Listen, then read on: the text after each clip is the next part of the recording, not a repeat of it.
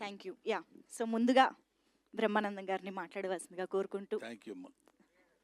వాళ్ళే ఇచ్చారు sir. Thank you. నీ దగ్గర మాట్లాడుతుందా?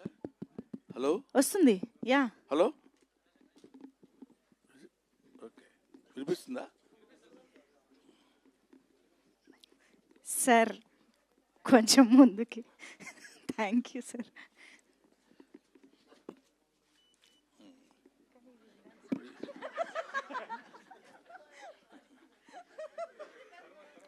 నేనే ఇప్పుడు ఇక్కడే, పర్వాలేదా? పర్లేదు సార్.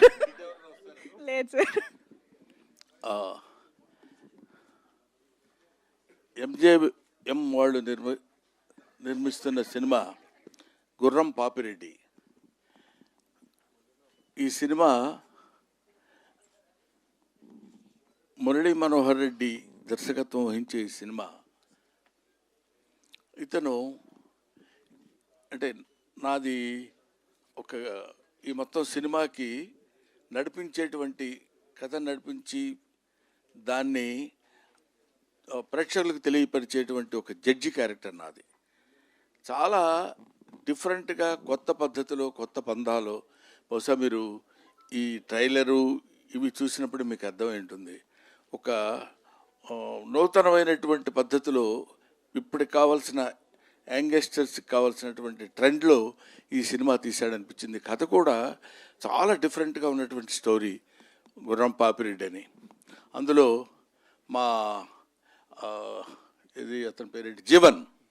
ఎక్కడున్నావు జీవన్? ఇందులో ఒక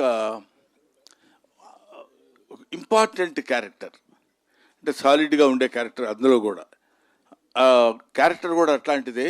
ఇతను ఈ క్యారెక్టర్కి అంటే ఒక రకంగా ఎక్కువ యాక్ట్ చేయాల్సిన పని లేకుండా నప్పే క్యారెక్టర్ అనమాట.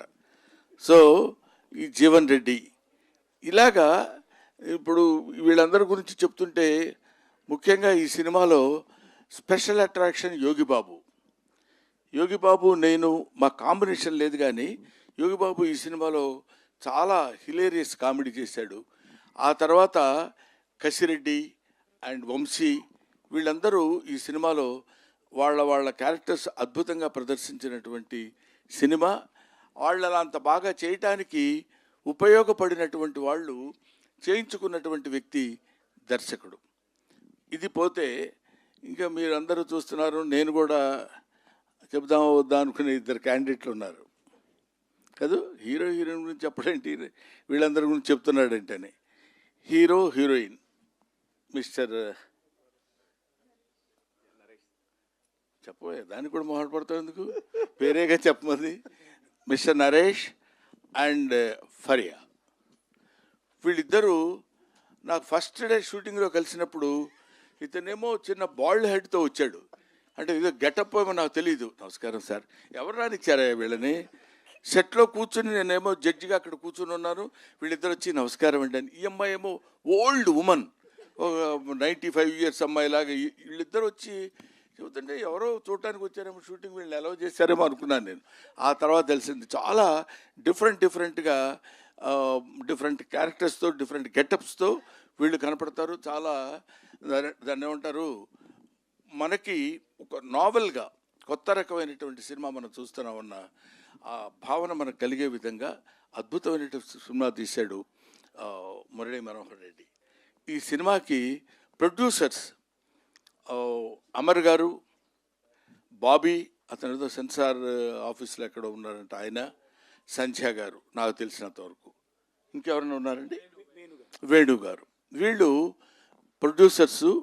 ఈ సినిమాకి ఎంత కావాలంటే ఎంత ఖర్చైనా పర్వాలేదు, ఒక అద్భుతమైన సినిమా తీయాలి, దాన్ని ప్రజల్లోకి ఎలా తీసుకెళ్లాలనే విషయంలో ఎంతో కష్టపడి, ఒక చిన్న పాయింట్ దగ్గర కూడా దర్శకుడు రాజీ పడకుండా, దాన్ని ఏమంటారు, ఏదో పర్వాలేదులే ఇది ఎలా ఉన్నా పర్వాలేదు అనేటువంటి భావన లేకుండా first frame to last frame వరకు అద్భుతమైనటువంటి సినిమా తీశాడు. ఇటువంటి సినిమాలు మీరు డెఫినెట్గా చూసి ఆదరిస్తారని తెలుసు. ఆదరించాలని మాత్రం మనస్ఫూర్తిగా నేను కోరుకుంటున్నాను.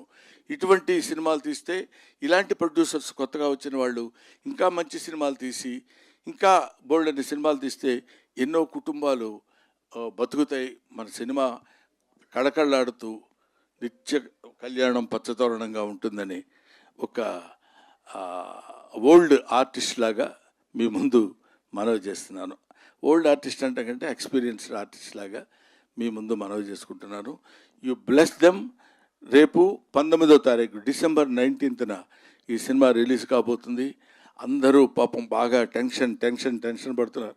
ఇప్పుడు ఈ టెన్షన్లో నేనేమొస్తాను 2 గంటల నుంచి 3 గంటల వరకు అంటే జస్ట్ డెఫినెట్గా నిద్రపోయే టైం అది. నాకు స్పెసిఫిక్గా నిద్రపోయే వాళ్ళ సంగతి నాకు తెలియదు. కానీ ఈ టైంలో మీరు ఇక్కడికి వచ్చేస్తే బాగుంటుందండి అని చెప్తే, సరే ఈ ఒక్కరోజు నిద్ర మానుకోవడానికి పెద్ద దేశం ఏమి కొంపలు మునిగిపోవు, ఉక్రెయిన్ యుద్ధం ఆగిపోదు. కాబట్టి వెళ్ళొచ్చు. మంచి సినిమాలు కుర్రాళ్ళు చేసే అటెంప్టు, ఇందులో ఈ కంటెంట్ ఉంది. ఇట్లాంటి మంచి సినిమాల గురించి 4 ముక్కలు మనం మాట్లాడినా, 4 ముక్కలు నలుగురు తెలుసుకున్నా ఇలాంటి మంచి సినిమాలు సక్సెస్ అవుతాయని నేను మనస్ఫూర్తిగా కోరుకుంటూ, ఇలాంటి సినిమాలు ముందు ఎన్నో సినిమాలు రావాలి, సక్సెస్ అవ్వాలి. ఇలాంటి ప్రొడ్యూసర్స్ 10 కాలాల పాటు ఉండాలి. ఇలాంటి దర్శకులకి మంచి భవిష్యత్తు ఉండాలని నేను మనస్ఫూర్తిగా కోరుకుంటున్నాను. Thank you very much. Thanks ఎలా. Thank you sir, thank you very much sir.